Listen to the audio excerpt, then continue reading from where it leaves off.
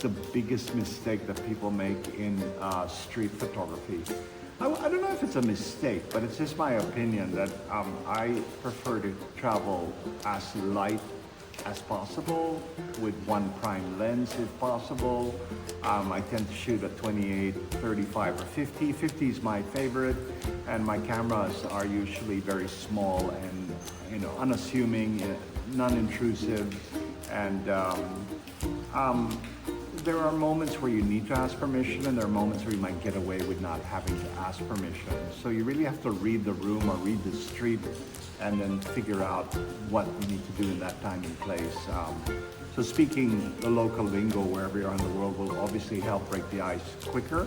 And it's also difficult, but you have to try and get their trust as quickly as possible. So they're always curious, why are you here? What are you doing? What are you going to do with the photo? And in the Philippines, they're generally very friendly and hospitable, and it's been amazing. They're such beautiful people to photograph, and there's so much character in their faces. So a lot of people ask, what's your favorite lens to use? I think anything 24 to 70 is great for street photography. That's what we're talking about here. So I would recommend that if you are gonna shoot with a 24-70 and you don't have a prime lens, as mentioned with me, I prefer a 50mm or a 35mm. But I think I would recommend that you shoot for like half a day just on one lens option, so you really understand how that looks and how to pre-visualize that exact look, what distance to use. So shoot for half a day at 35mm, shoot for another half day at 50mm, shoot another half day at 28mm. That's it. How do I approach someone before taking their photo?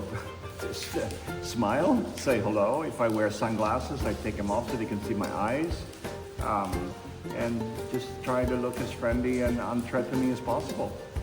What am I looking for first? Light, gesture, or background? I'm looking for all three at the same time. Of course, they look great together.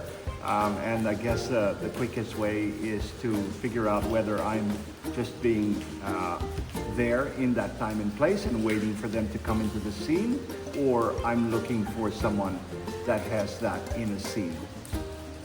So in street photography, there's a bit of a joke going around where there's two types of street photographers, the hunter or the fisherman. The hunter is more like a paparazzi, and the fisherman waits for someone to come into the scene.